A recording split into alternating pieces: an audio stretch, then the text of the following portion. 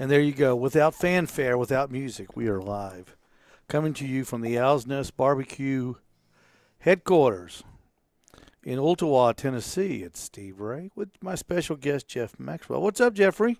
How you doing, Steve? Jeff is just like me, basically a nobody. Pretty much.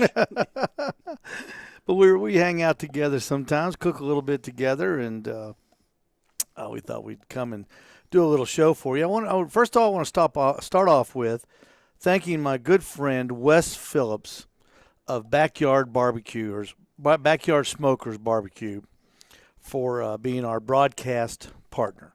Wes does a great job for us, and I want to tell him how much I appreciate what he does, and all the good folks over there at Backyard Smokers Barbecue on the Facebook. Their Facebook page is just fantastic, and I want to say thank you to them for always sharing our shows and putting a lot of eyeballs on us, and we get a lot of information from you guys. I just want to say I appreciate it very much, and also appreciate all the guys over at Let's Talk Q, Tracy and Deb. Two really good. Yeah, they websites. always share with us, and we just appreciate all the guys that like to listen to us, and we exchange ideas, and we really do appreciate it. Hey, April 5th. Have you seen Tavern Talk yet? No. Jeff Ricer's new. Oh yeah, I've watched. Tavern Talk, yeah. I'll be on Tavern Talk. That should be interesting. I can't wait. Jeff Ricer, he's got a great show. He's got so much talent on his videos and He has a stuff different like show too. yeah. A lot of different content. Yeah, and he sits like really close up to the camera. It's almost spooky. Have you seen that?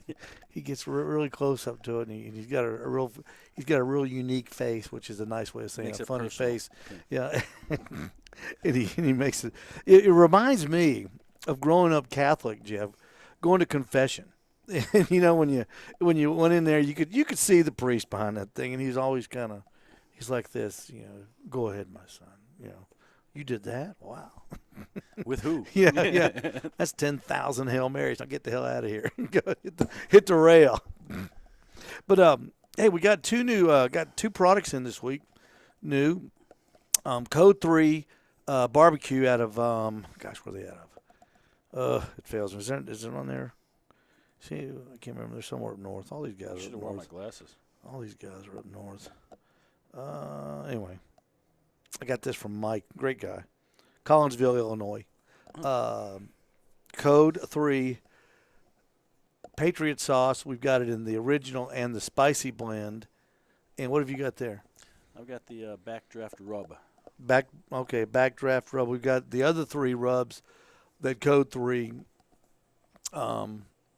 manufactures, packages, and ships out too. So another new product here that we've got at the Owl's Nest Barbecue store. There's a picture of our store there. I don't know what's going on with that funky lighting on the camera. We're having trouble with that camera. I Better can't. call Ricer. Yeah, I need to call Ricer and say, how do I fix that camera? But of course, all the Butcher Barbecue products are stocked here at the Owl's Nest Barbecue store here in Ottawa, Tennessee. We've got everything that Dave makes, we've got. And come on out. We'd love to see you. All the local guys, come on over. It's contest time rolling in right now down in Lawrenceville. The Sippin' Swine is going on. Owl's Nest Barbecue, we competed in that 2 years ago. It's a great contest. It's packed. I saw Michael Swanson, Q&Ators, their post today on Facebook. It's packed. Doesn't Holly Bishop run that one? I don't know who runs it. Or is she competing in it? No, she doesn't run it. That's Hale's sister, right? Yes. John Hale's sister, yeah. No, John's the MC. I saw him yesterday on Facebook. It's a team. I forget. It's a husband and wife team. Anyway, it doesn't matter. It's great. It's great. That's down here in Lawrenceville. It's at the Gwinnett County Braves Stadium. And Nice venue. yeah, it's a nice layout there. That's where they're all at today.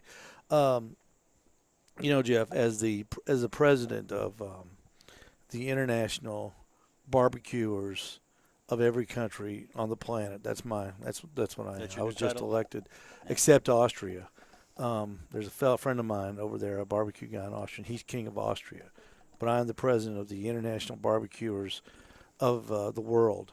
I am going to officially proclaim this to be the opening of barbecue season today, because the sun is finally out.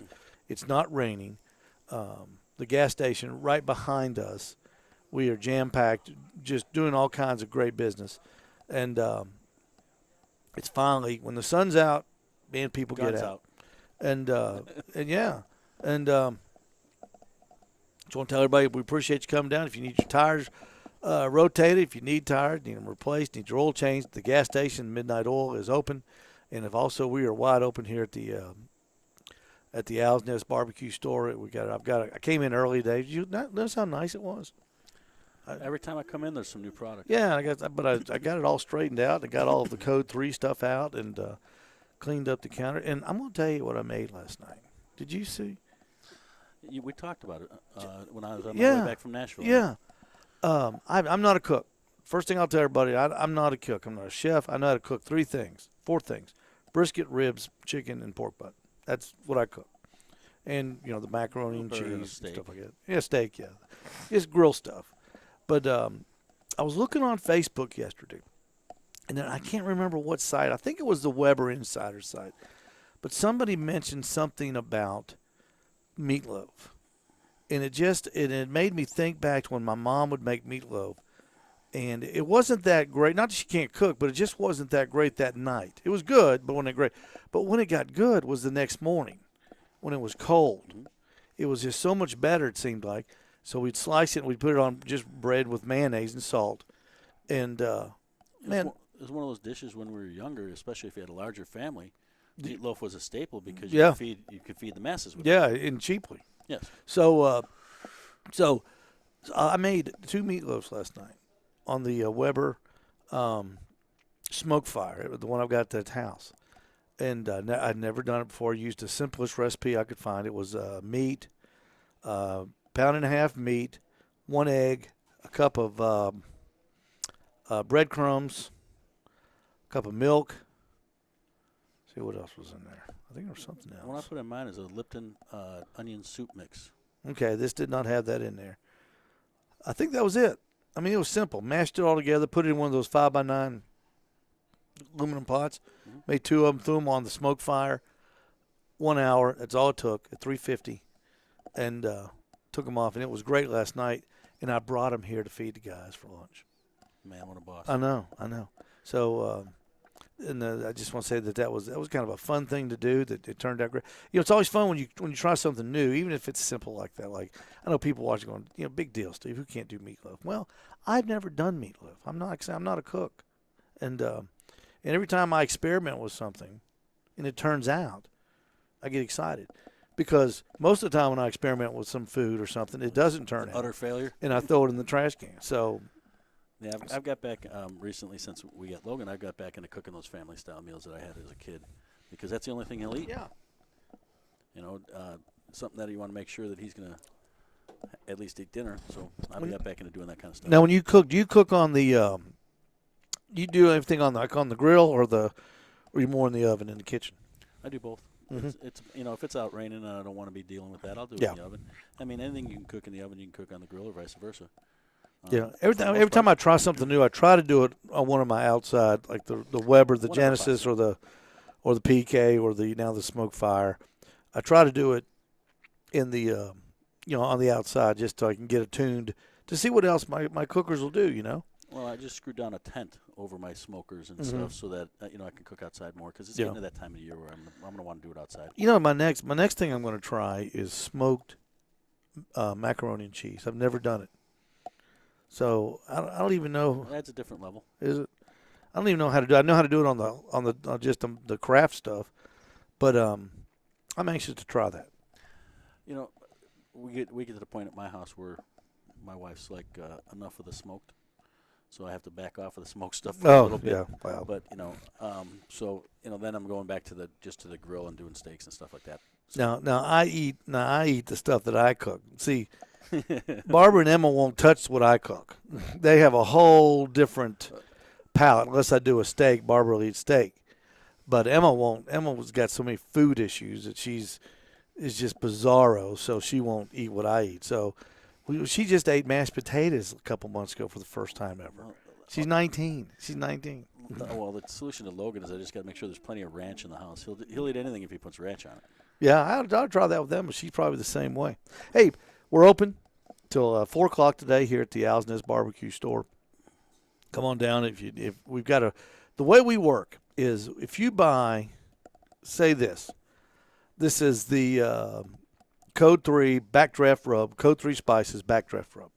We've got all 4 of his rubs in now. That's $9.95. That's the 12-ounce thing, $9.95, right? Okay, right. Anything you buy thereafter of the rubs and the sauces is 30% off. So the sauce is $8.95. But if you buy that at $9.95, that becomes $6.25. And the rubs, if you buy another rub, that's $9.95. But anything else afterwards becomes $6.95. We'll give you 30% off of everything. So you can buy one at regular price. And if you want to come in and buy 12 more, it's 30% off of all 12. So it's not quite a 2-for-1, or buy one get the next one half off, but it's not bad. No. And nobody else in Chattanooga is doing that. So because we want to introduce you to all the different spices. We've got, Jeff, I don't know, does any place have more? I don't think. No, I don't think not the I don't quality think that they you have. There's a funny story I meant to mention this to you. I'm in physical therapy now, and one of my therapists was telling me yesterday, there's this rub I can't find. We used to put on everything. I go, what is it? She goes, Lucius's. I can't find it anywhere. And I go, well, just down the street at Steve's shop, he's got it sitting right there. Sitting right there. Lucius the King. Yep. And that stuff is good. He's got a lot of stuff in that thing. Yep. Lucius the King made right here in Chattanooga. Lucius Newsom was a world-renowned, famous here in Chattanooga pitmaster for years and years and years downtown. And his rub lives on Lucius the King, and we've got it. It's amazing. Every time somebody from Chattanooga comes in, they see that, they buy it. And they go, I remember my dad buying this when I was a kid. What was it before Food City? What was it? Red Food. No, over here. It was before it was Food City. It was It was Bilo. Bilo. Yeah, They before used to Bilo have was it when I Red first Food. when I first Yeah. moved here. Bilo carried it for a very short time. So that's been about 5 years now. And people mention that all the time. They go, I can't find it anywhere. Well, now I know where to find it for you all. Yeah, and I've got the big packs too. I've got them put under there, but I've got the big packs down there too. I love it. I use it on chicken. Mm-hmm. It's great on chicken. My buddy David uses it on his ribs, and he swears by it. Yeah, Lucius used it on everything. Lucius Newsom was famous in this area, pitmaster for years downtown Chattanooga. I think it was on Market Street. Many moons ago. Tell us about your trip yesterday. I had Stan Hayes of Operation Barbecue Relief on my show Thursday night. And he was talking and said they needed some fork kits.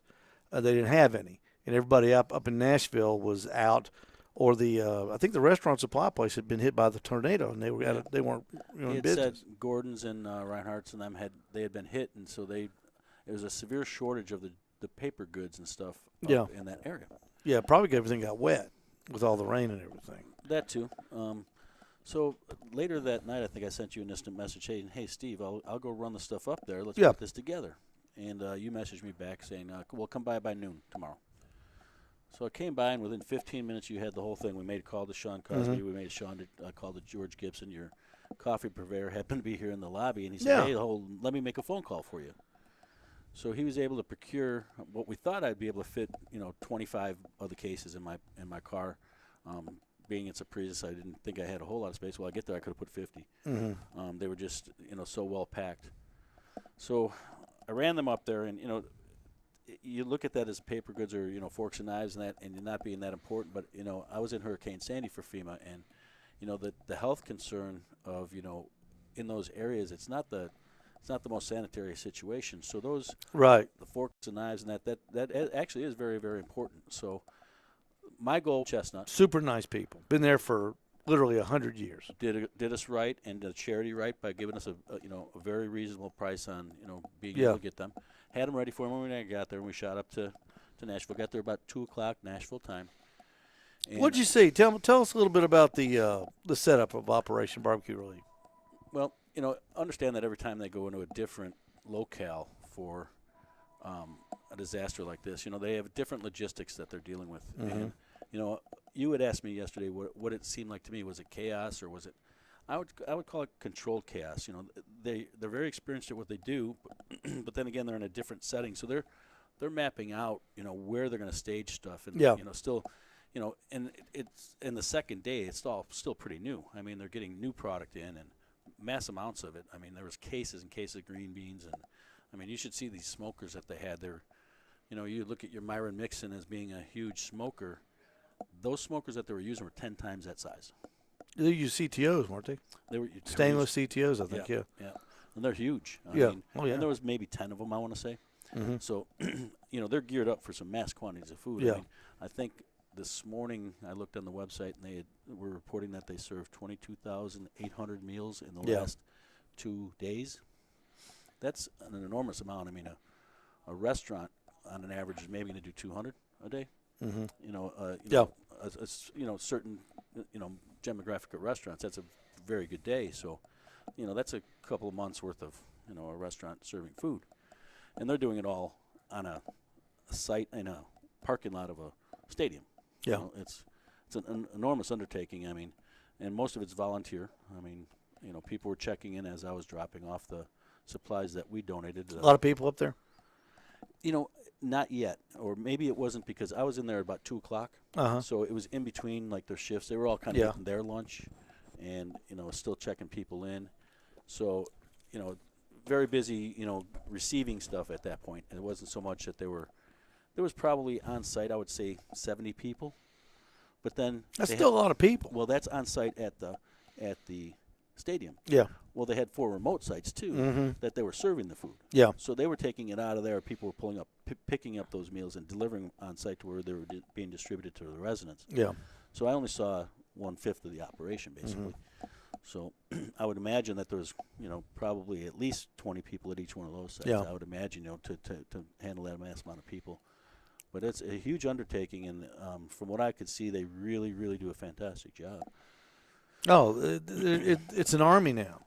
It's an army, and I remember when they started it, and they were just when they were getting started, soliciting donations, and Stan was telling people, and I forgot Stan was a co-founder. I'm sorry, I can't remember the other fellow's name, but anyway, they were both soliciting donations and trying to set this thing up, and where it started to where it is now is. Is it Fleck? It's just unbelievable, what they do and how fast they get to places. I mean, just think, they're based in St. Louis. Of course, St. Louis isn't that far from Nashville, but it happened Tuesday, and they were there Wednesday. They happened Tuesday morning. They may have even been there Tuesday night.